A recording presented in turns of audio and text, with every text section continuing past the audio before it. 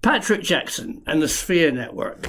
What is non-human intelligence? Are they visiting aliens or a strange life form that have always lived a parallel existence with us here on Earth? Ghosts, angels and demons. Are they all NHI from this upside-down world? UAP are a global phenomenon. Could there be a connection? Could there be an explanation? Does the Sphere Network offer some answers? Patrick's ideas are really out there and very in line with mine about what is the truer nature of non-human intelligence. He and I both agree that they are unlikely to have come from an alien planet in a flying saucer, and they're much more likely to have always been predating human biology here on Earth. Now, that's incredible. The other thing that Patrick and I totally agree on is, have you ever watched these ghost hunter shows where you travel to a scary castle and there's the headless warrior from the 16th century walking along the battlements? Isn't that strange? It's a bit like people who have multiple personalities and they come back as Cleopatra or Napoleon. I mean, it's a bit out of this world. Patrick did some amazing research in the UK back in 2023, I believe. 1,800 people died every day in the UK. I mean, it's a large country. People are born, people die. Where is the old lady from across the street? Where's Bert from down the pub? You know, why aren't we reincarnated as Bob the Builder? No, there's something going on. The ghosts, the poltergeists, aren't just the famous from history. They would need to be everywhere. I think we've got it wrong. And what Patrick Jackson is proposing, and I very much like this idea, is that aliens, non-human intelligence, ghosts, poltergeists, and all those kind of weirdly paranormal woo type things are here all the time, but in a multi-dimensional universe. Now, that's where Patrick and I coincide. I really think it's much more likely that the highly strange is a multidimensional existence. UAP are real, NHI are here on Earth, and occasionally they poke through via a UAP, via a ghost, via a poltergeist, moving stuff, heaven forbid. I mean, imagine this house. This is a 16th century watermill in France. Hundreds, probably, of people have lived and died in this very room. I mean, we know that our neighbor was severely injured in this mill when he was a lad. So, and, you know, his dad died by being bitten by a rat. You know, where are they? They're probably standing next to me now, if that's the real story of poltergeists and ghosts. But Patrick goes much further. Patrick thinks that this NHI is part of Earth. It's always been here. It's truly ancient. Maybe it lives inside the Earth, or under our oceans. And he thinks it's running a surveillance network, his Sphere Network. Because alongside the ghosts, alongside the highly strange amorphous blobby UAP, the plasma effects, the lights in the sky that people see, there is a great number of sightings of these spherical craft, both at low level, maybe ball lightning is confused by these spheres, at medium level, at treetop, and at high up in our atmosphere, and then maybe even high up in the wild blue yonder of space. Patrick thinks that The International Space Station often sees UAP. Probably he claims spheres, and the feed is locked out when one of those spheres are spotted. Hey, everybody, guess who we've got? We've got Patrick Jackson. Hi, Patrick. It's Hello. a real pleasure. I've been wanting to talk to you for ages because I think we're on very much the same wavelength. Non-human intelligence live here on Earth. Angels, demons, poltergeist, ghosts, everybody is all part of this long-lasting earthly network. What's your view on that? Do you think they came from the planet Zog, or have they always been here?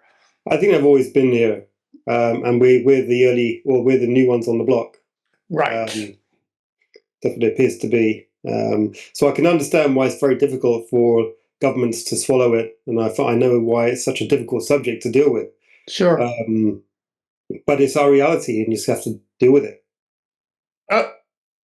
What you just said is incredibly salient for what we're going through right now, with people struggling with this kind of knowledge that a lot of people actually do have, that they are here, that we do share a planet, a dimensional connection to a non-human intelligence of multiple forms. And that is actually a harder thing to share, I think, with the public. Would you agree? In some ways, it's easier to say, oh, they came in a flying saucer from an alien planet. But to say that they're here and they're standing right next to you, they're in your bedroom, they're above your house right now, it's actually scary. Yeah, that's how people will interpret it. However, if they wanted to take over, they would have done it. And I think we play a role in this sphere network anyway. We are a part of the defense network, which is why we are what we are and what we're based on. So that's what it appears to be. And do you think that the cultural interpretation of the highly strange, of an NHI throughout the world, whether it's angels or demons or aliens or leprechauns or fairies, and in other cultures lots of other names, do you think they're basically all in the same realm? Yeah, I believe so. I think it's I think they're all aware of each other, and we are sidelined in the same way as some tribes are in the world. In the same way, some ancient tribes see our air force and our ships and so forth, and our air battles and missiles flying over. We're seeing the same thing, but it's in their domain, not ours. And that's what it appears to be. Yeah, I think the more that I've researched UAP, much less so NHI, but just the kind of people who've seen things and experienced things, and working with people very much on the Rendlesham Forest case, people who've actually been injured by things. It seems to me that, well, there's an awful lot of misinformation. There's an awful lot of human stuff kicking around, which people don't want to talk about very much. But the truly Jacques Vallée defined highly strange seems much more likely to be a multidimensional force, something that pokes into our limited senses of reality. I mean, how limited do you think humans are? How do you think?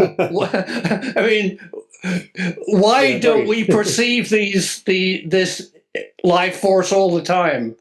Well, human sensory is very limited. Right. We are, but it appears. I mean, as I mentioned, it appears that we have been created for a particular role, which is a part of the sphere network itself, which I'll explain as we go along. Yeah. And it's like we are exclusively designed to work on the surface and exclusively designed to do a certain role, and that's kind of where we are. And there's a way of breaking out of that role or making it better for us, but it's going to take a bit of interesting politics and some realizations as well. But it's inevitable, really. It's just a matter of time. Oh, You're touching on so many great topics. I mean, when you say we're in a role, we're also encased in a physics reality, a very much a four-dimensional constraint of what somebody like Jack Sarfati would call far field physics. The physics of the subatomic made big and joined together and coalesced into what we call, a lump of metal. When in fact we know from Cambridge, thank you, Cambridge, from Ernest Rutherford, that if you shoot alpha particles through a lump of solid, whatever this is, bronze, that it's not there. Hitting a proton is like shooting a fly in a cathedral, was his famous quote at the Cavendish lab. So, what are we? You think that we're useful idiots, or we're a useful part of somebody else's network? Yeah, we're a useful part of some of the owners of the Sphere network. So the owners of the Sphere network are the ultra-terrestrials who have been here for pretty much forever. Right. And there's a network that surrounds the Earth. It's an automated AI defense network, and it has multiple layers. And we are the third layer of that network. And it kind of makes perfect sense once you actually understand and see it. It's what it is the Sphere network is advanced technology which is wrapped around the planet, but the stuff that gets through the network and lands on Earth, well, we deal with that. We mop up the stuff that lands on the Earth, and that's what we do currently. When these events happen, and say an object crashes on Earth, the special forces go in and they go and deal with it. So we fulfill a particular role that we've been given. And hopefully, I mean, now with AI and other elements, we might be able to expand on it and make it work better for us.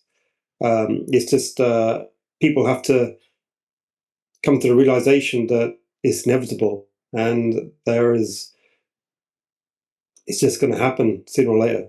I'm not sure. You're making it sound very much as if these ultra-terrestrials, if you want to call them that, or a non-human intelligence which live we've already established with us, but in a different realm. I'm not sure whether they have much of an ability to actually produce solid objects. My impression is that they exist. They might be solid in their reality, in their maybe subatomic or quantum state or whatever they live in, and they poke through their solid bit, and it appears temporarily as a Mr. Blobby. I have grave doubt that they have the ability to actually land an actual physical object that which we can then grab and put in a hangar somewhere. What physics says, and what people who have investigated UFOs and UAP have said, is that they're much more of a phenomenon. I doubt whether they're actually physical. Well, it's hard to say. Right. From my own tests that I've done, which I can show you in the presentation, it appears that they're using like a form of localized time dilation, which means that they can walk around among us, but we're all in freeze frame. They can like press a button on their wrist or something, and it kind of like wraps them in like a bubble of time. So they're just walking around normally, but it's all happening between the frame rate of our eyes, so we don't even see it. Absolutely. However, you can pick it up on high-speed cameras and using certain optical methods, which is what I've done in the book, and how I caught them out once. So that's you caught them out. Oh, that's great. Yeah. What you say about frame rates is absolutely fascinating. We, as humans, work very much at a clock speed, very much based on our kind of human heart and the pace of physics that are surrounding us. And we have the ability to measure incredibly small periods of time, but also we are totally unaware of anything that's moving extremely slowly or extremely fast. And you can be in a time, somebody that's in a different time warp or clock rate would be invisible. Do you think that's Yeah. do you think that's part of the way that they can interact with us? It appears that they walk around. From what I can tell, they walk around on the surface of Earth quite a lot. It's just that, yeah, they use this time dilation effect, which means that we can't see them.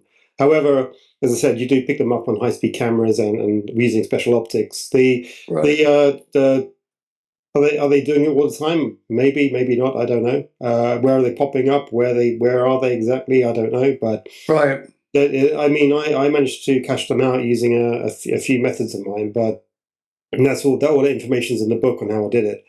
But Okay. yeah, it's all there. But if they are in, where are they? I mean, when they're not amongst, are they always amongst us, or do they live in a parallel realm here on Earth? I mean, when I say parallel, I'm talking about parallel physics. It's really hard to say. I'm not sure. All I can say is I picked them up on high-speed cameras using special optics and special optical processes. Right. If they are walking around town, I don't know. Maybe I just got lucky, That's Well, I don't think you got lucky. I mean, I think I've got a slightly different approach to this. I mean, I haven't done the research, and I'm fascinated to hear your research that you've done, Patrick. But it seems to me that they are here. They could well be. I mean, I live in a 16th century house in France. You're in an ancient city of Cambridge in England.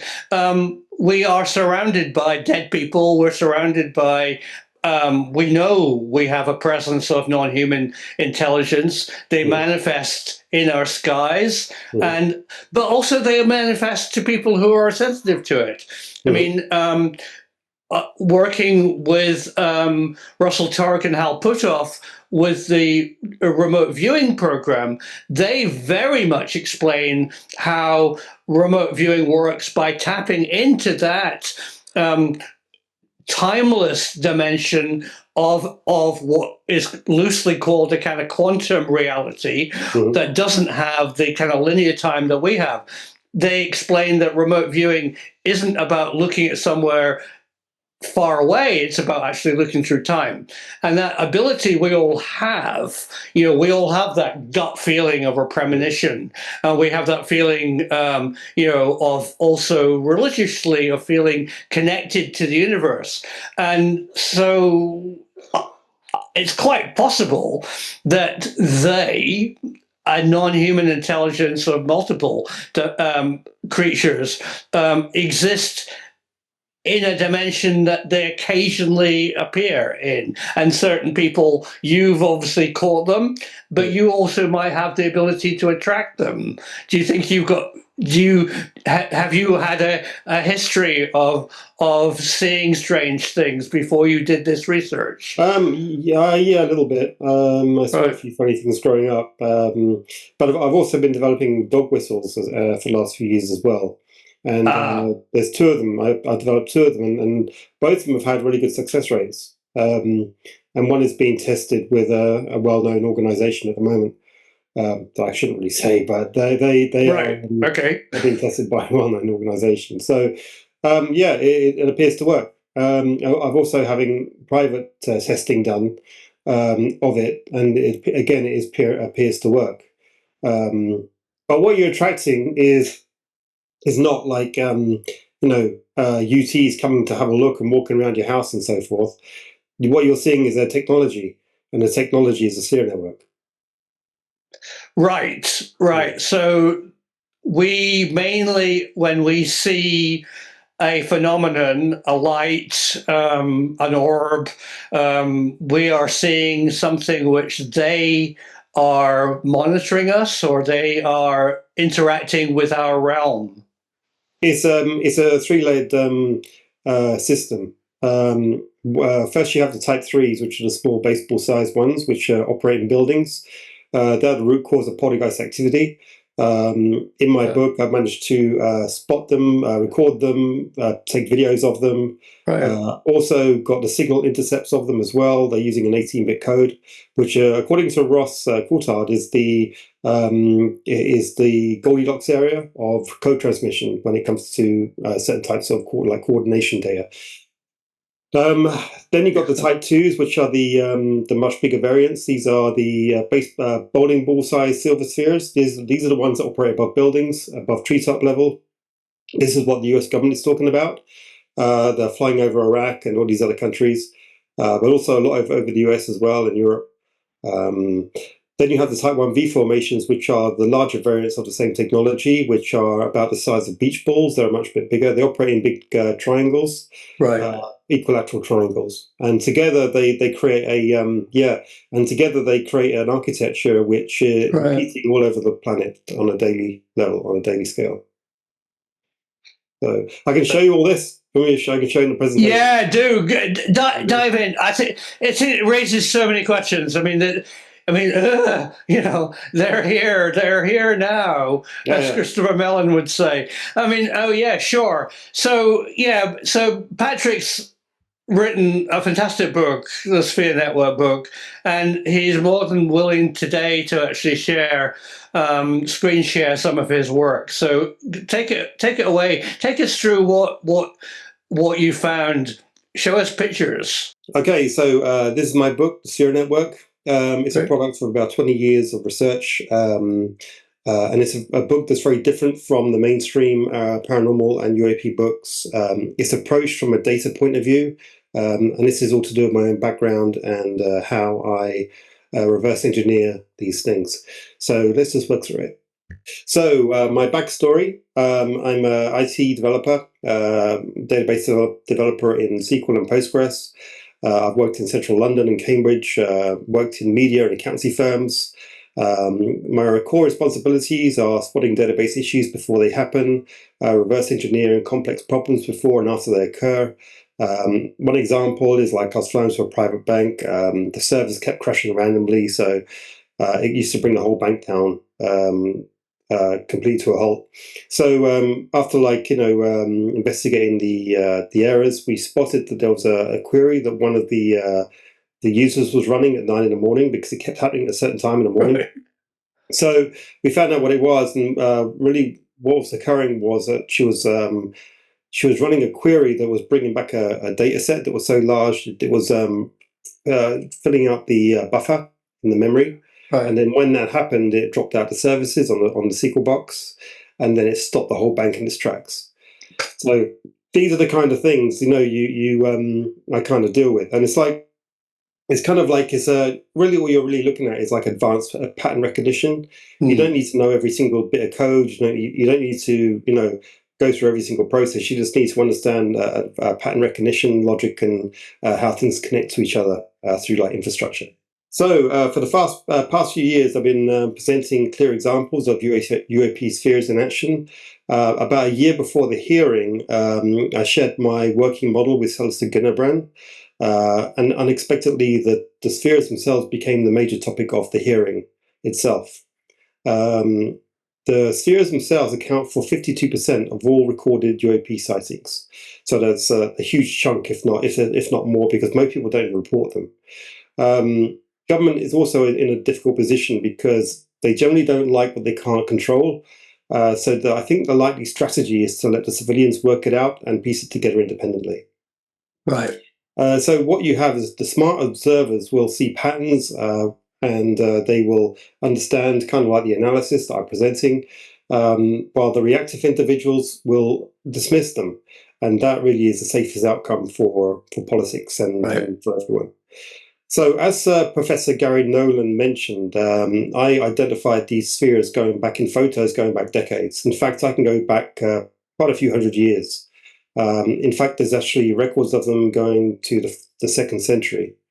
And so what it does, it makes them a very powerful tool. It creates a unique identifier that can go back, and you can look through historical imagery and videos, and you can, by the formations that they're using, you can determine if they're real or not.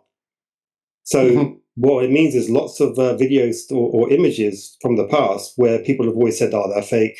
Well, look in the background and you'll see the sphere formations.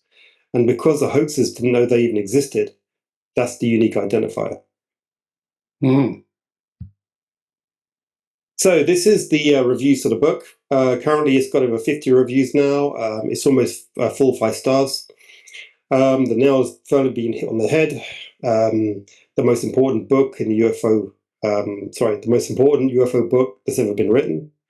A new theoretical framework, real data and research, a must read, and new information, and all that stuff. So how did I get into all this? So originally I was very interested in the paranormal. To be honest, I like the ghost shows. Like, remember in the UK we had Most Haunted, and then in the US you had Ghost Adventures and all these other ones. And I was always very interested in them. I was always watching them late at night, but none of it really made any sense to me. It made zero sense. Like, it was too much woo. There was no logic. None of it gelled with me. But what I started noticing was patterns, and just from what I was seeing on the screen, I started noticing patterns in what they were looking at. So, I mean, in 2015, I finally came to a head, and I just said, you know what? If I can do these like projects at work, I want to give this a crack and just see if I can just spot something. You know, it wasn't my intention to write a book or do anything like that or make a big deal of it. It's just I wanted to see if I could spot something. You know. So I started really digging into it. So what was really bugging me was I did the maths on the paranormal, and mathematically it makes zero sense. I mean, according to 2023 stats in England and Wales, 1,800 people die every day. However, paranormal activity itself does not increase or decrease. It just stays the same low level, and it's very location specific. So it's like it always stays in the same area, and it doesn't seem to go anywhere. It's always there, but it doesn't bigger or worse. It's not like I mean, in my first book, Quantum Paranormal, I actually said the best example is 9/11, because you have the terrible events of 9/11, but that area where the tower stood, there's no poltergeists, there's no ghosts, there's nothing going on. You know, so how does this all add up? You know, so eventually I just got tired of all the vague explanations, the blurry ideas and thinking. So I just thought, well, I was going to give it a go and to see what I can spot. And that's what I did. Sure. So this here is 30 East Drive. It's actually voted the most haunted house in the UK. It's the most violent poltergeist. And the police don't even go in here. And I know people don't believe in poltergeists, but trust me, they will. If they go here, they will very quickly. And what you want to look at is, this is the building here, if you can see my mouse. And this actually here is actually one of the most important parts of the building as well. Back in 2015, I spent about 4 nights in Dirty East Drive, and I've been back there since to do other experiments. And I went in there as not a believer or anything. I just went in there as like an analysis and see what I could start seeing stuff. You know, within 15 minutes, this happened, and I'll show you this in a second.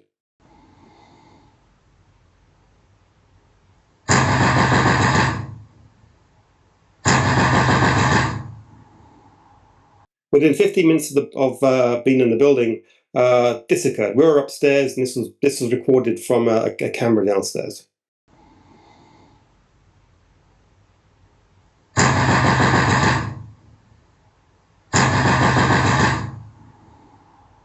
Okay, now this here is the staircase at 30 East Drive, and this is where the bulk of the activity is occurring.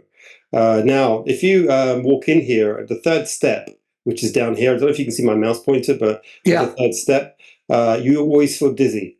You always feel a bit dizzy, you always feel a bit strange. And it's not just me saying that, but everyone says that. Mm-hmm. And if you put your EMF detector up here above the ceiling area, you'll start getting high-frequency electromagnetic spikes. Like very, very high. It maxes out the actual unit. And this is not constant, but it is repeatable and it's predictable. In fact, if you turn off all the power in the house, you still get them, and it moves around as well. So you know that this source is not coming from a dodgy mains; it's coming from something else, coming from a different source. If you go there, say 6 in the morning, there's nothing there.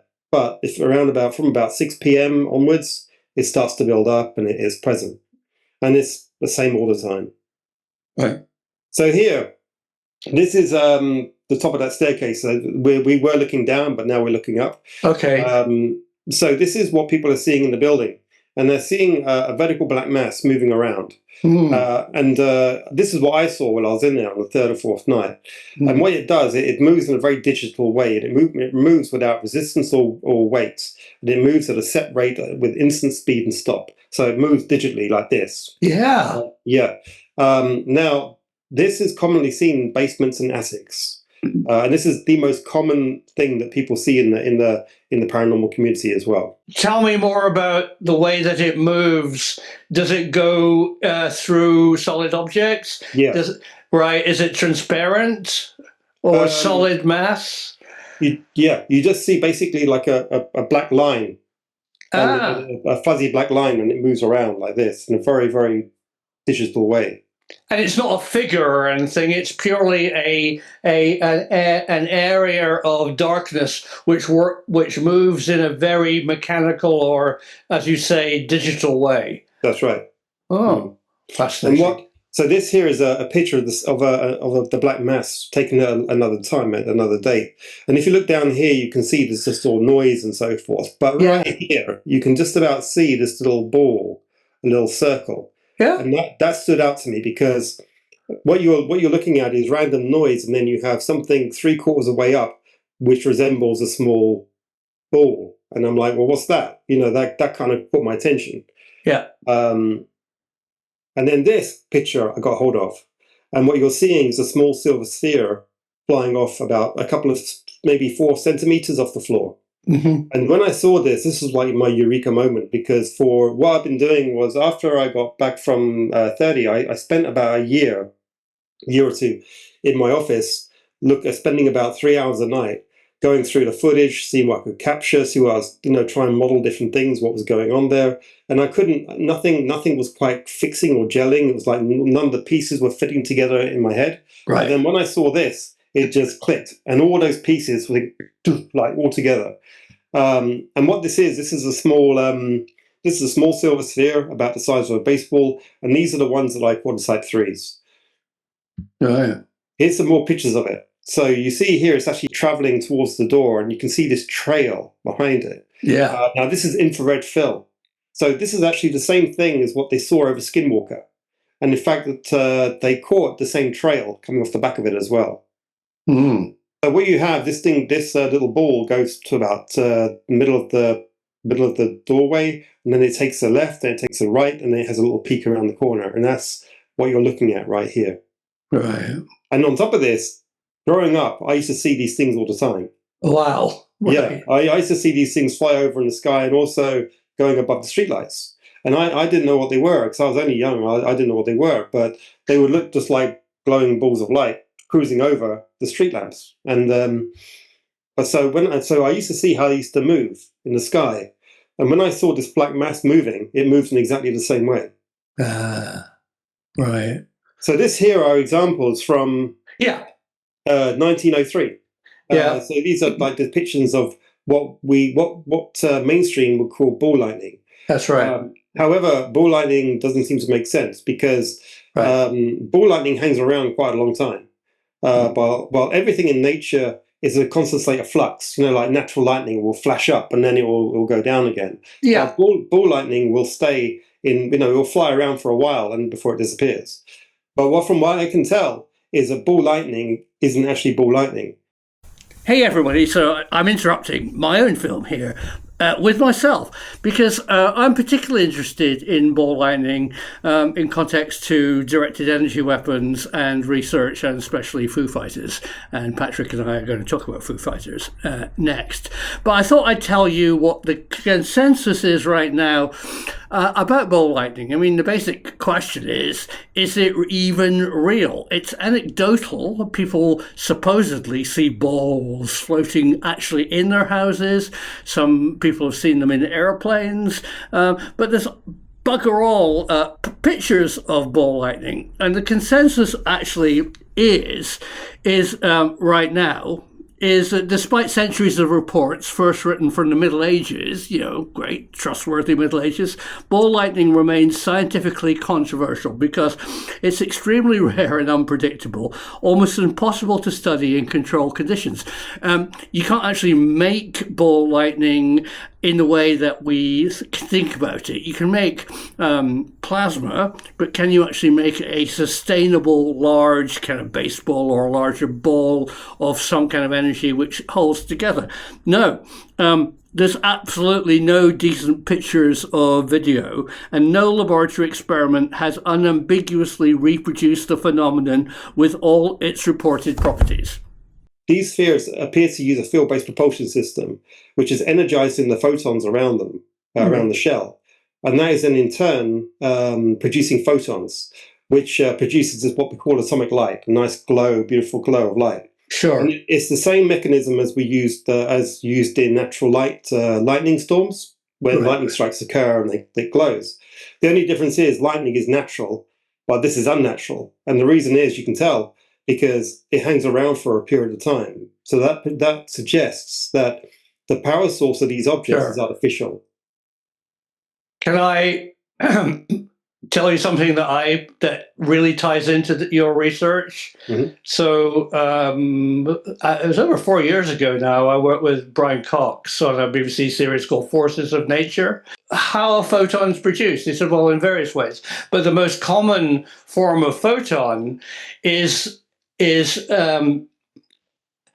produced when electrons quantized jump down to a lower state. They need to return. They're trying to return, if they're highly energized, say in a plasma, down to a lower energy state, and to get back to that lower kind of orbital state, or they need to throw away energy, and the energy they throw away is photons. So often when you see a plasma discharge, a plasma ball, say, the center of it is dark because it's full of high energy, but the outside rim of it is luminous and is emitting photons, because that energy is where the plasma is actually transmuting back to a more stable far-field atom and back into its locked, stable state. And to do that, it's throwing away light. Does that kind of tie in with? Exactly, yeah.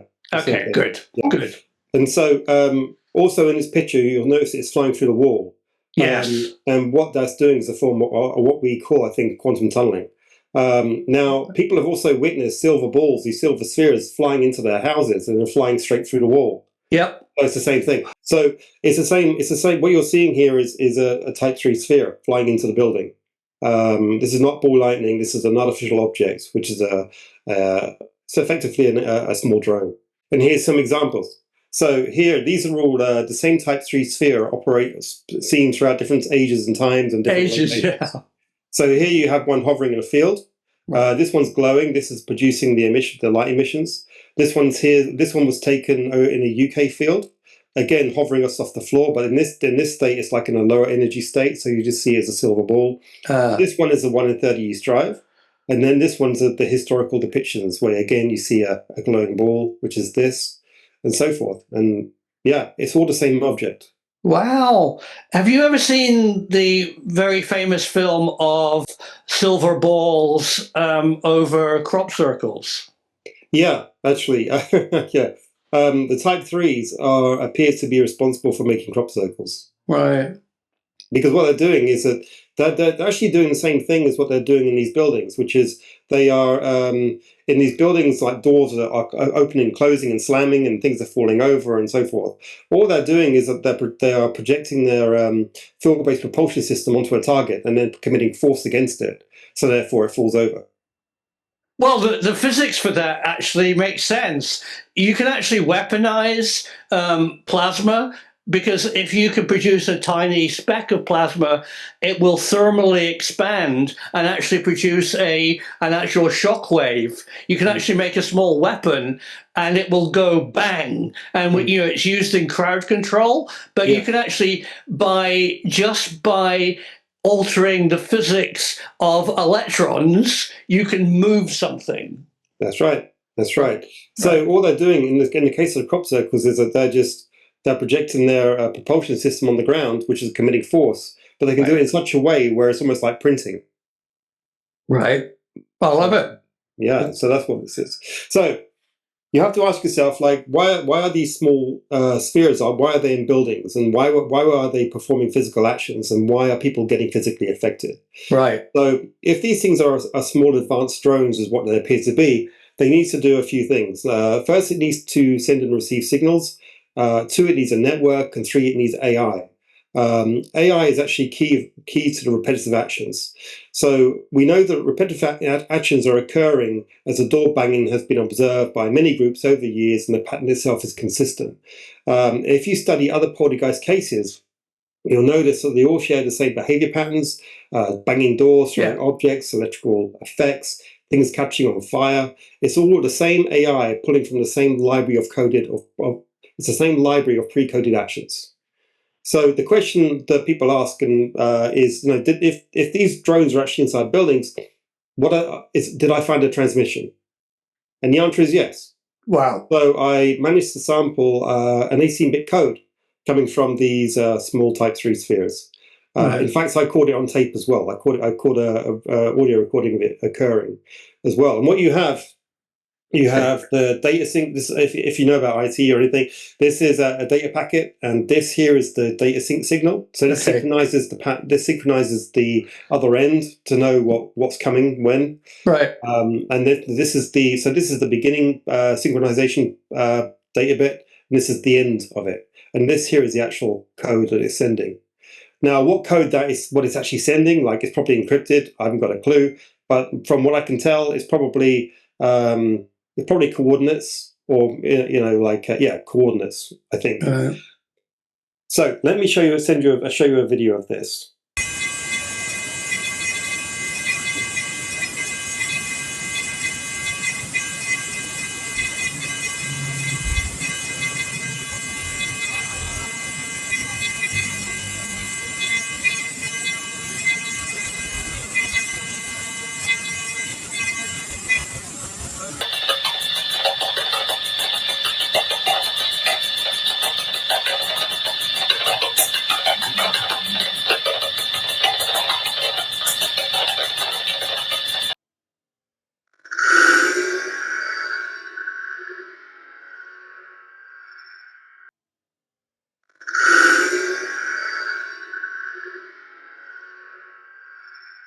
So once I found the transmission, and I realized there's a 18-bit burst tree, it's an 18-bit code that's burst relaying off these Type 3s, I realized that, okay, well, if these things are relaying signals, then they must be a network. Just like our own drones, they must have a network. So I figured, well, let me just map all the haunted locations in the UK. And the UK is really good for it because it's such a small country that the data set is quite small, so it's quite easy to start seeing the patterns. And if you look at this where we are now, this is one of the most, this is the chain where 30 East Drive is. So here is 30 East Drive. Yeah. And right here, here, and here are all the other locations. And you will notice they are very similar jump distance apart. Now, this mimics our own microwave-based point-to-point relay systems. It does. So it's effectively a microwave-based point-to-point communication relay system, because microwaves need to travel in straight lines at similar distances apart.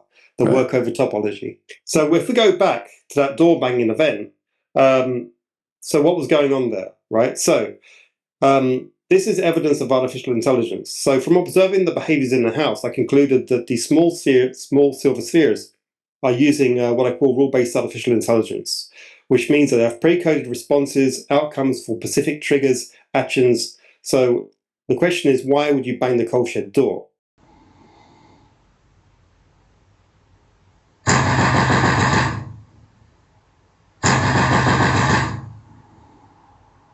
So if you look at the layout of the house, it will tell you quite easily what's going on. Oh, yeah. So if you look at this picture here down the bottom here, from the electronic emissions, the emissions are coming from the attic, which is above the third step in the building. This is where you feel dizzy, we feel a bit weird every time you walk underneath it. Right. So when I was up here in the second bedroom, and suddenly the door downstairs, which is the coal shed door, which is here, started banging, which is caught on the tape, what does that really mean? Well, if you look at it, if this thing is transmitting high energy microwaves or gamma rays, which is what we've detected in the building, then it's moving you to the safest part of the building. Because what it's doing is banging this door, everyone goes running down to look what's going on, and then everyone's standing here, and then it's got 1, 2, 3 walls to penetrate. So this is actually in alignment with the inverse square law of radiation. Right. Where the further you are away from the source, the safer it becomes. And this is why people feel sick and why people faint and feel nauseous and get headaches and all these other weird symptoms inside these buildings. It's because they are in range of this transmission. They're getting effectively a radiation pulse. So I mean, that very much ties in with what people experienced at Rendlesham Forest. I mean, the actual injuries were actually, that's why I was fascinated by it, because the people who are injured have actual physical effects, and the things that they are affected by are high energy electromagnetic signals or plasma. There was a research done in Canada in the late 60s, early 70s, probably sadly on animals, looking at EM frequencies and high-level plasma on biological systems. And some of the people who are injured at Rendlesham have those exact injuries. And the interesting thing is, I mean, this is why this is artificial intelligence, because it knows where you are, and it's measuring from where you are, where you need to be, and then it's making a decision to perform an action to move you away. Right. So, because it's not always the same action, there's different actions are occurring as well, but it's all the actual premise of the action is always to move you away from the area. Yeah. Right. So that, well, okay. Oh, what's that? So this was a screenshot of what I saw a video, and I saw it, and it's exactly what I thought it to be. So this is a screenshot from a team that went into a house where poltergeist activity was occurring, right. And they looked up to the attic and they saw a little silver ball hovering off the ground. Right. This is while they're getting EMFs and all these other weird and wonderful signatures coming through as well. So it's the same thing. As I said, they operate in the attic or the basement. So how it appears to model out is buildings that are old-fashioned, like in America, you have those wooden houses that are single-floor wooden houses. Yeah. They have a basement underneath. Right. Well, these spheres will be operating in the basement because that's the most shielded part of the building. While in newer buildings, like brick buildings, they'll be operating in the attic. Right. And they use the building itself to help shield the electronic emissions. So this is Jim Segala. He was doing some similar work to what I was doing. And what he did, he put these devices into people's homes who was having like UFOs or weird phenomena going on in their house. Right. And what did they get? They got gamma radiation spikes and microwave spikes. Yeah. Exactly what we picked up in 30 East Drive. In fact, we picked up 1.6 gigahertz and 1.72 gigahertz. Right. Exactly what they're picking up at Skinwalker. Right. That's very interesting. And are there any electromagnetic disturbances? Oh yeah, yeah, right. Yep. Everything is. You get everything there. Electromagnetic. You feel the effects of radiation as well. Right. It's just that people aren't aware of it. People aren't exposed to this stuff, normally, so they're not aware of what they're feeling. They just blame other things, like, oh, I feel, like an evil spirit has hit me or something. But it's not. It's gamma radiation. Right. So how would it account for people? There's a common occurrence where people feel cold. Do you think a temperature? Yeah. So what it appears to be is, because I've seen this before, the type 3s, what they can do is that they can change the temperature of a building. In other words, what it means, I don't know how they do it, but it's like it's using thermal masking. So if you're looking down from the sky, you look for heat generally, right? But if you mask it to match the outdoor temperature, it just blends in, and it's more stealthy that way. So it appears to be, it appears to be a way of masking the location from an external viewer. So the way that the Type 3s appear to operate is it works as like a dynamic network. So you have all these little spheres in these buildings all around the world, and they're like transponders, so they switch on and they switch off. And when they switch on, they start relaying signals and gamma radiation and microwaves, but they use the building itself to absorb those signatures. And then what's occurring is that when these things are activated and they start relaying upwards and wherever to the sky, because they're using burst relaying and it's microwave based, it means it blends in with background radiation. It's not trackable. So anything that comes in from the atmosphere and looks down at the Earth will not detect the system because it all just blends in with background radiation. Right. Oh. So when you look at this, you say, okay, what are the physical effects of gamma radiation? Well, low-dose gamma radiation has various types of effects on the body and mind, including nausea, vomiting, fatigue, tiredness, headaches, dizziness, skin redness, irritation, decreased appetite, weakness or lethargy, and cognitive impairment, all of which are exactly what these people who go into these haunted buildings get. In fact, the neighbor of 30 East Drive gets migraines all the time. Right. Gets migraines all the time. So she takes the pills and so forth. But when she leaves the house and goes somewhere else, it stops. Right. Goes back in the house, migraines, because of the emissions. They're coming through the walls. Yeah, and I'd like to add that it's not just ionizing radiation. Those effects can also come from high levels of non-ionizing radiation as well. Yeah, as I say, I've done my best with my budget, but if I had a bit of a budget, I'm sure I could dig a lot deeper. But yeah, well, you should. Have you read in detail the MOD Condign report? No. I'll send it to you because that's where it has the lookup tables of the effects of different sources of radiation on biologics. And also it talks a lot about plasma and spheres. And of course, the big takeaway thing, which is a big discussion this week with this Age of Disclosure film, is that Britain said as a statement for a country through the MOD and the British government in 1999 that UAP are real and they don't pose a threat to national security, but they exist. I mean, to this day, if you're an RAF or NATO pilot, you actually have instructions of how to avoid and not take dramatic evasive action when you see a sphere or a UAP. So these are real. Yep. And I think they've been aware of them for a long time. Long time. I've seen pictures going back years where you see the stealth F-117 flying by, and you see a whole cluster of spheres flying around an object.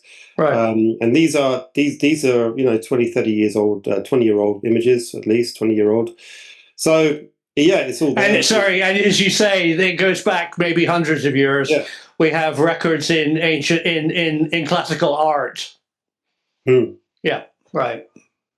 So the analysis of what I come to do is like these baseball-sized Type 3 spheres create like a dynamic network, which is microwave-based, and it moves around to its needs. And this is why some buildings will suddenly become active overnight, and they'll be having poltergeist activity and all sorts, and then it all stops. It's also why some people will say, if you ever studied hauntings and stuff, you'll know that you'll have one house, let's say like 30 East Drive, that's very active. Right. Other buildings in the area are also a little bit active. So what happens is, what that is in networking is load balancing. So what's happening is if the primary route is blocked, it will route it around the area. So what you have surrounding buildings with small spheres in them, but they're just not aware, the owner's not aware of it, they're not doing anything, but they're flying around. And then when they need to, they will reroute the signal around the area to then get where they need to go. So you have like primary and secondary routing across the country. Yeah. In fact, in the book, The Sphere Network, I've actually mapped all the routes because you can do it by the signatures that they give off. So the fascinating. Yeah. So going back to this, the building itself helps to absorb the electronic signatures and mask the gamma ray bursts and microwave bursts. Sure. The AI and pre-coded actions are designed to move people away when needed and this has been misinterpreted as evil spirits and ghosts over our history. Sure. Depending on the type of building they operate in one of two locations. It's either the basement or the attic, depending on the electromagnetic absorption rates of the building. Of the building, yeah. Yeah, so because they use burst relaying, it means that this network is undetectable from the sky because it all just generally blends in with background radiation. In other words, this is a very stealthy AI-based data network that can move around to its needs while keeping the general public at bay using scarecrow-like actions. Right. And this is why the mainstream paranormal researchers and all the TV shows and whatever have got nowhere. Sure. Oh, can I ask some questions, please? Sure. Okay, so we are currently Russia has just built the biggest passive radar receiver on the Baltic, and it uses any EM frequencies from everything that is being transmitted in all frequencies to build a picture of what's happening in Britain and in Europe.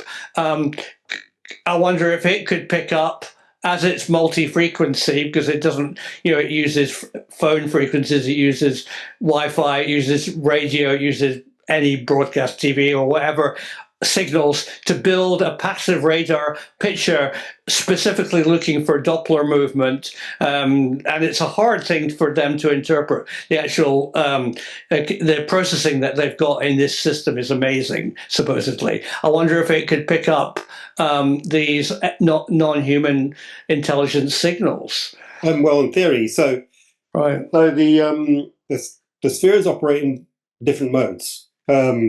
One of these modes, obviously, you just see it like a silver ball floating in the sky. In that mode, it would be detectable, yeah. But then they go into another mode where they can literally wrap light around them. And when they're in that mode, they're not detectable because light is an electromagnetic. Sure. Everything else will just go around it as well, including radar.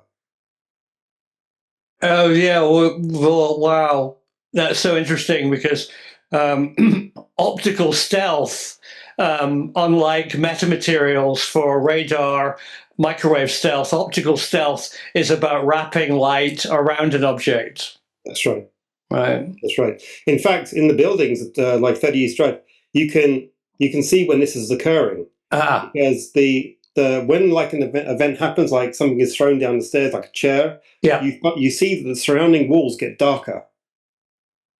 So there's it's like a bubble, and the surrounding walls get darker, and so it's like it's wrapping light around it, so you can't see it. Yeah, that's exactly the effect. There's a very famous video, which might be fake but might be real, of somebody wearing a optically wrapped uniform in the Middle East, running and then jumping back onto a tank or a Humvee. And what's interesting about that, if it's real, is that you see kind of black lines, a slight kind of wiggle distortion. Although the figure is transparent and you're seeing through them, you can see on the edge a darkening. Oh, really? Yeah, I have to check. Yeah, I know the video you're talking about, but yeah, let's have a look at that. Well, that video I hear is possibly true, but certainly the effect is true. John Pendry of Imperial College London invented a way of wrapping light around a physical object of considerable size, and of course, no doubt, it was picked up by the military. Yeah, that's what they do. Yeah, so what we're looking at here is a logical model that I come up with. Right. Now, this was actually given to Senator Gillibrand a year before the UAP hearings in America. And in the beginning, we were going to have lots of meetings and so forth, and it all just went quiet. Wow. And this was also given to a well-known professor as well, who showed it to industry scientists, and they were all dead impressed. But again, it all went very quiet. But let me explain how this works. So you have the type 3s. These are the type 3s. This represents the ground. This the okay. Ground. And these are the type 3s hovering about 5 to 6 feet off the ground. These operate in buildings. They're creating the underlying data link for the type 1s, which are up here. They use their buildings to shield the electronic signatures and emissions. During high-energy uplinks, they use actions to move people away, otherwise known as the inverse square law of radiation, otherwise known as polygas activity. Right. This network spans across countries and lines and clusters, which is similar to our own long-haul microwave-based communication networks. Right. You then have the Type 2s. These are approximately the size of a bowling ball, maybe a bit bigger. These are seen at the like rooftop level or above treetop level, and they're seen hovering. They'll stay in the same area for a period of time, and they'll fly off. Other ones, you'll see them, and they'll be daisy-chained as well. So there'll be like 4 in a line, and they spread out across the sky. Right. And then they move as one as a big line. And then what they're doing, they're then linking up to the Type 1V formations. And they're these big triangles in the sky that everyone's seeing at the moment. And these triangles are very, very distinct. Effectively, they are a equilateral triangle of the same size, and they move in sync as one across the sky.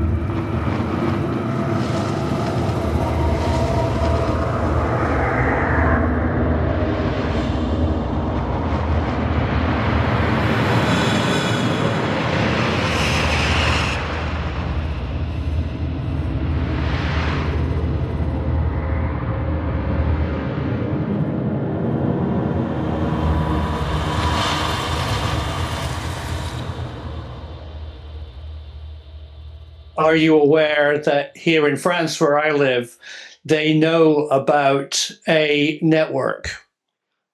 Oh, yeah.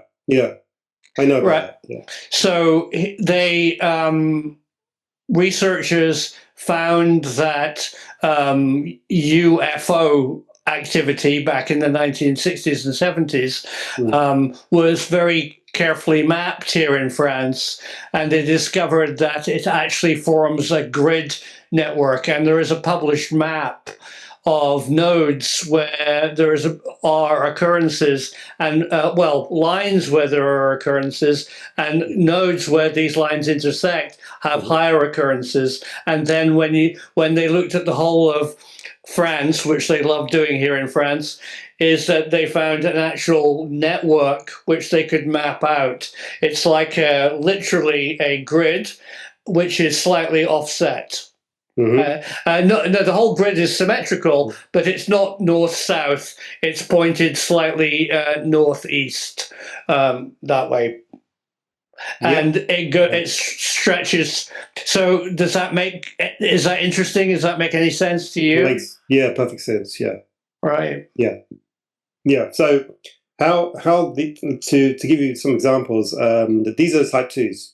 So again, this was filmed over Poland in 2023, and you can see them hovering above the treetops. And if you get a real nice close picture of them, you can see this nice halo around the shell as well. Yeah. And this is what a lot of the hoaxers forget as well, because they can't produce this halo effect. Right. And what that halo is atomic light. So that's what that is. And these, go back. And so the approximate size is 30 to 50 centimeters in diameter. They are slightly smaller than the Type 1 spheres, and consistently they're consistently working with the Type 1 spheres at the back, center, rear. I'll explain that in a minute. The behavior is the Type 2 spheres are observed to daisy chain over and around environmental elevations such as hills and mountains. The pattern suggests they're using a line of sight microwave-based link for communication and coordination between the other spheres. The final Type 2 sphere in this daisy chain is generally positioned behind the Type 1V formation, which is then located dead center of the relative V formation at the back. And I'll show you this in a second. Sure. So this here is the Type 1s. So the Type 1s are about the size of beach balls, and they operate in these big triangles like this. Now, they're always in triangle. It's an equilateral triangle, which is near perfect. They're the same size, same brightness, and they move in a sync in the sky. Right. They pivot around. So they have two distinctive modes. A vertical configuration where the V formation, as here, is up on its side. And then you have one that is flat, which is parallel to the ground. The entire V formation moves as a single unit and the ability to rotate and pivot at will. And the type 2 itself will also operate the back, and it'll move as one, like this. Do you think these V formations, these triangle formations, could account for people thinking that the objects in between the nodes of the points is solid? It can give you that impression. So I mean, there's a hell of a lot of triangular sightings have occurred. That's right. Yeah, that's right. At nighttime, you just see 3 points of light. So, but if you see them in daytime, they're doing exactly the same formation, but you can see that there's nothing there. And this here is a really good example. This was over Italy in 2020. Wow. And the top image here is my diagram of how this is working. So you have the type 2, which is here. You then have another type. Then you have the type 1 V formation, which is here in a horizontal position, so it's parallel with the ground. Right. And in this picture from Italy, you see just that.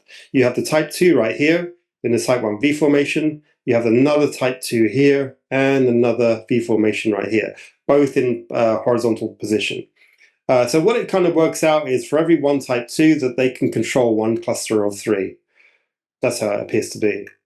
Wow. And this is where my IT reverse engineering really got stuck into. So right. This took me a while. So I can see. What you're looking at here is the overall architecture of how this is operating. So you have the type 3s, which are in the buildings, which are flying around in the buildings, creating a dynamic network. Effectively, they're a stealthy data network communicating between the spheres above and the networking or the servers below, because this system is ground-based, meaning whoever controls this is living here on Earth and it's underground. Right. Or in plain sight, such as inside mountains and so forth. But it is ground-based. So what this is doing is this is the communication network. This is talking to the servers, and then it's relaying the signals up to the type 1, the spheres up here. And so what they're doing is that this is linking up with a low-energy signal to the type 2 spheres, which are operating above the tree layer. Yeah. They are then daisy chaining onto another type 2, which is local to the V formation here. Right. And then when you're looking at this formation, when you can actually, because this formation is a constant, you can reverse engineer mathematically what this is doing. And what they're doing is a thing called trilateration. So trilateration is using 3 reference points to enable 2D tracking in 3D space. So what this is doing is that this is looking into space and is searching for a particular electronic signature, which is then homing in on this. It's then using 3 points to home in on to spot exactly where that is in space. Okay. Is then using this point here, this node, this other type 2, to perform a distance calculation. Right. And so that is looking at, this is saying, okay, this target is in this general direction. Now get a distance reading on it. So it gets a distance reading on it, and when you combine that data together, you get 3D tracking in space. Yeah. It's clear. Yep. Your diagram is incredibly clear, folks. Look at how the black line is not in the middle of the bottom 2 spheres, and that distance and the relationship of where it crosses the right-hand sphere, you can immediately work out a 3D model. Yeah, good. Exactly. Good. And the thing is, from the formations, you can determine where it's looking. So in this one, it's like this is in a vertical configuration where the triangle's up on its side. Mm-hmm. So this would be side on, the target would be side on. Or like up here, kind of this position. Okay. But if the triangle itself is flat, it means it's directly vertical or below. So how it kind of works out is you can also determine the distance of the target from the positioning of the type 1 V formation. So it works out depending on the spacing of these the type 1 spheres, It works out for every 100 meters that these things are apart. Yeah. It means that the target is 1 kilometer away, or 1,000 meters. Sure. So just from looking at them, you can actually determine how far they're tracking an object. And what's the target they're interested in? So this system models out to be a defense network, because this is actually a very high resolution targeting and tracking system of space-based threats. And you can this formation and process keeps replicating every day, all around the world, somewhere. And people are catching it on camera. They're seeing it. They're recording it. They know what they're looking at over airports, over military bases, over wherever, above planes sometimes. Yeah. And what it's doing is tracking objects coming in from space. And have you got good evidence that I always say this? I mean, UAP is going to have to be global. It's not only in Nebraska. It's going to have to be in Namibia. It's all over the world. Yeah. Right. So here's some really good examples of replication. Sure. So this was filmed off the UK, and here you have the Type 1V formation here, and this is the Type 2. And this one just come online, so it's all glowing up, and then it's going to swoop up like this and look up in the sky. Right. This one here was a photograph taken in Canada in 1971.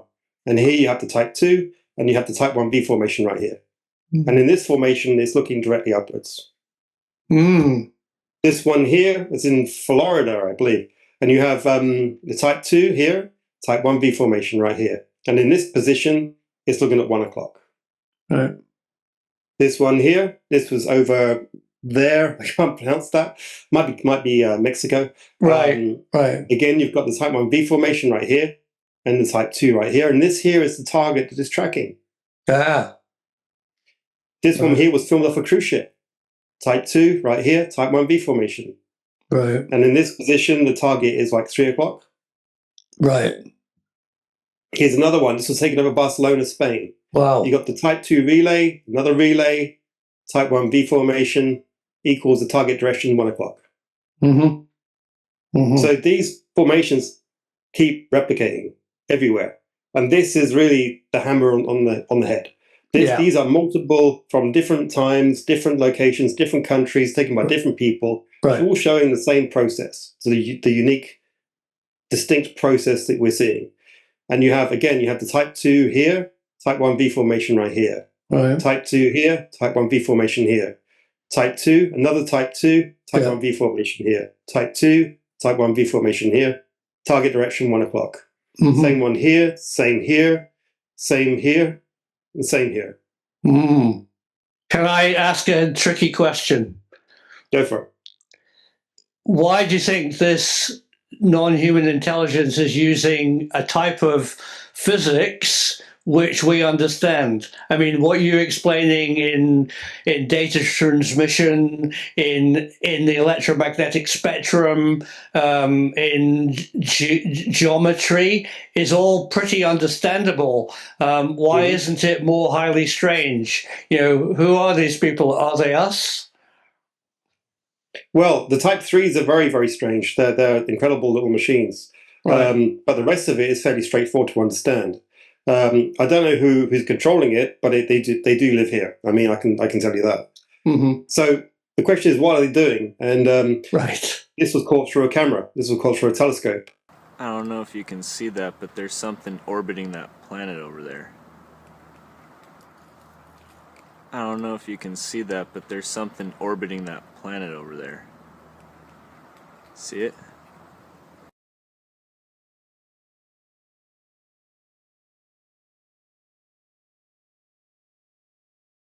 Not sure what's going on here. That's weird. A 10-inch light bridge made by Mead. I'm going to be filming that planet just right there, okay? Now check this out. I've never seen this before, and I'm actually surprised my phone's doing this. But, check this out. Oh my god, it blew up. What the hell? something just blew the hell up. It was orbiting, and now it blew up, and it's in outer space, and it's no longer there.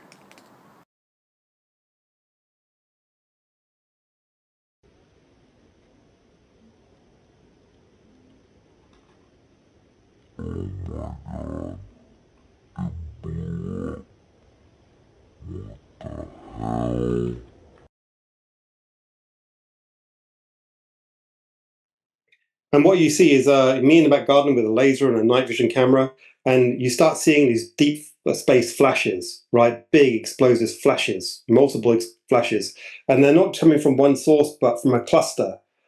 So it's not like a satellite going over, getting hit by light, but it's actually a cluster of explosions.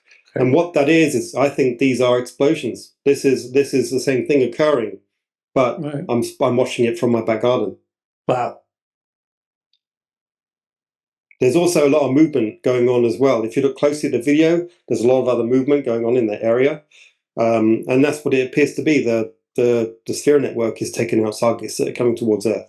So this is a really good illustration. So you have the Type 3s that are operating really low to the ground and inside buildings as well. They're then linking up to the Type 2s, which are above the tree lines and above the mountaintops, and then linked up to Type 1b formations up in the sky. I mean, all these phenomena that you've got in this excellent illustration exist. People see orbs near the ground. They see orbs at treetop level, and they see V formations with lights on the edges. But why do you think that they're all linked together? Why do you think this is an actual network that is part of one activity? So what you have three different variants of the same technology type. So they look the same, they fly the same, they have the same transmissions. The signals have been picked up. They're using 1.72 and 1.6 gigahertz. They're using burst relaying. The logic just maps together. It just all maps together, and it makes sense. What you're looking at is a microwave-based network that is using buildings to shield the electronic emissions, which is effectively intercepting space-based threats. Wow. All right. So who knows about this, and what countries are aware of this network? Because you've done excellent work, but it must be known about, you would imagine, by different nations' defense networks. Correct. Yeah. In fact, I think the US government, I think Space Force is well aware of it, because you can watch the live footage, live stream from the space station, right? And suddenly you'll start seeing 3 or 4 spheres turning up and going across the sky, and they cut the feed. So they know what's going on. I think this network is very visible from space. It's not hard to see. It's just that we haven't been access to that level of data. But I can show you something that will blow your mind. So this is an example of the daisy chaining. So one else. This is so what you see is 4 spheres equal distance apart, and they're linking down to the Type 3s in the buildings up to the Type 1b formations. So they have to chain together to link, to keep the connection live.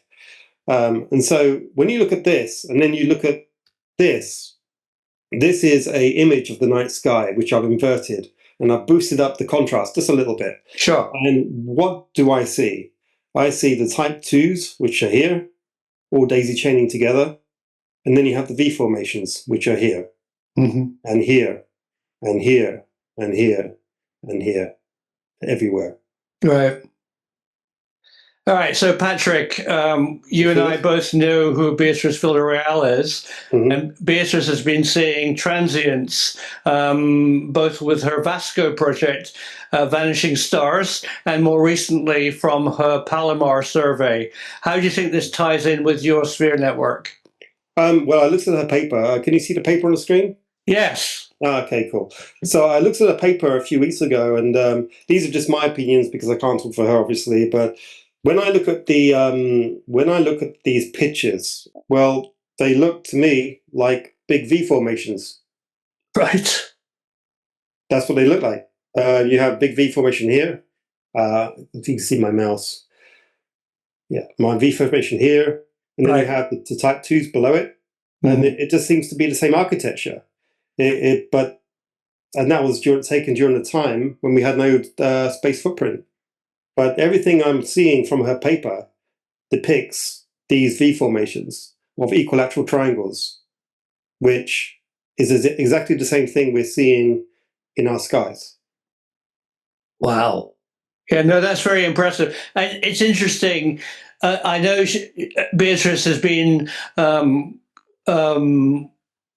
wondering if these are reflective objects, high above the Earth. But the actual shape of the constellation of the transients, you are pointing out, often form triangles. That's correct. Equilateral triangles. Right. Wow, that's interesting. And I'll tell you a secret as well. Yeah. The surface of these spheres is polarized. Right.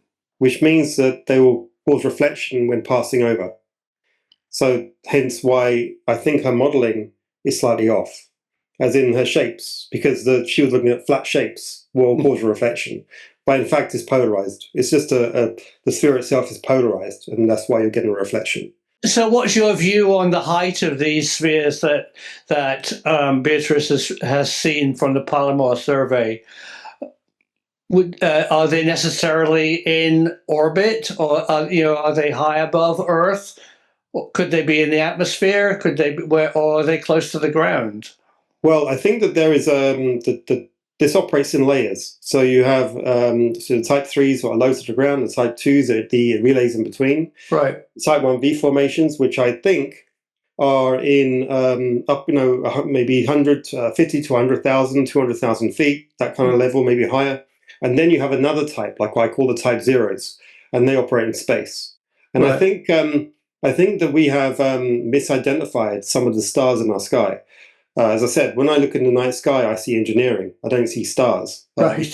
What I'm talking about, I'm not talking about the stars that you see through telescopes and right in the distance. What I'm talking about is the stuff you see with your naked eye. So the stuff that you seeing with your naked eye, in my mind, looks like engineering. I can't prove it yet, but it does look like engineering to me. So it appears that we are surrounded by a mesh of these V formations all around the Earth. Mm-hmm. Outside of the atmosphere and inside, and also inside of the atmosphere as well. And they are all controlled from the ground up. No, I think it's fascinating. I really have to disagree with you about the visible night sky.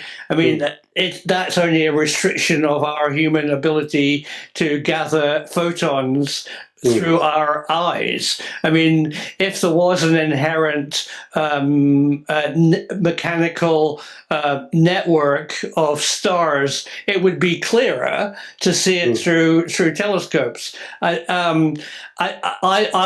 think it's very interesting what you said, how people misinterpret V formations as solid craft, but I think it's rather dangerous to interpret very distant, optically visible star formations as mechanical objects. I think, yeah, no, I get it. But the difference is that you can actually tell the difference. Right. The stars obviously move across the sky, but these V formations stay in the same place. Well, right.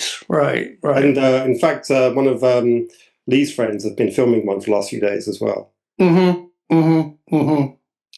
Well, I've worked closely with the Atlas team, who've obviously found 3i Atlas, and they are searching for sub 1 kilometer asteroids in our solar system. And if they would definitely be shouting very strongly if they were seeing mechanical or formations of objects that were flying as you describe. I mean, I know they're not censoring their data. Yeah, but again, the type 0s are theoretical. It's the type 1s, which I described as the V formations, are operating in our atmosphere, right, are seen every day now.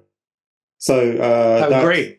it's just that when you look at pattern recognition and you're seeing there's very similar patterns and higher up, in my mind, it's like, well, bigger variance of the same thing. That's what I'm thinking. Yeah. But, you might be right. I'm not sure. Until I have access to a higher level of data to get up there, then can I come to a more solid determination. And also with Beatrice's work as well. But I can definitely say that there's the type 1 spheres in V formation, the type 2 and the type 3s are all operating together in sync. Sure. And have you collaborated with researchers in many other countries? I'm actually people from Mexico are contacting me. Right. So I got a meeting with them next week, and I'm getting a lot of interest quietly more on the industry side of it, but nothing too public at the moment. Right, no, I'm sure not.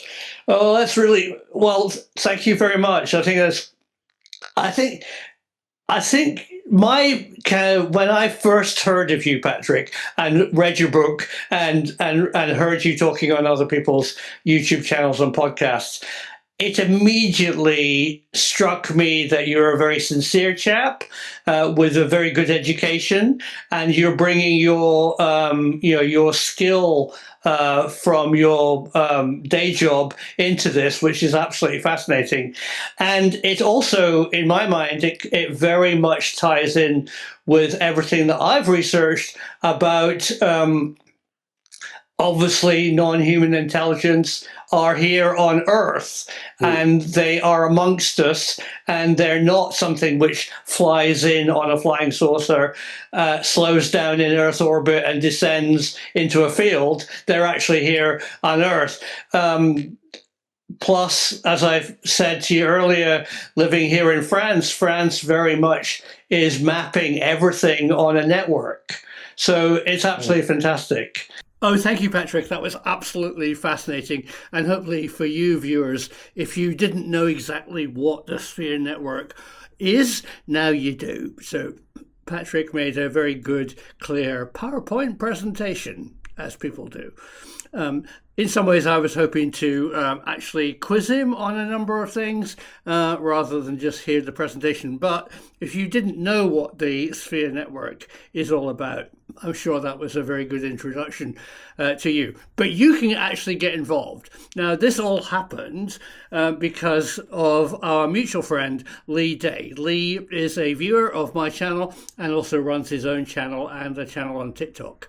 And Lee is very much supporting Patrick and the Sphere Network and setting up a new organization for people to globally get involved and share their sightings to back up Patrick's ideas about the Sphere Network. There's links in the description to what Lee has set up, websites and YouTube channels, and I very much thank him for making this interview happen. So what's my final thoughts? Well, I think the Sphere Network answers a lot of questions. I mean, I really like how Patrick has tied together poltergeists and ghosts and demons and angels and aliens. I think they are all part of NHI, and I think they do live here on Earth with us, possibly in a different realm, which occasionally pokes through. Whether they're organizing a telecommunication sphere network to help us, observe us, I don't know. I kind of feel like it's slightly oversimplistic. I think that it is very, very interesting concept, and spheres do exist. We see them in our sky. I find it a little far-fetched, and I think that what Patrick has done is better than that. I think Patrick Jackson's real strength is how smart he is. I think he has studied the phenomenon, he studied poltergeists and ghosts, and found some correlation between them. I found his presentation really fascinating, and I hope you did too. If you did, please give it a big thumbs up and a like and subscribe for more, because the truth needs to be out there.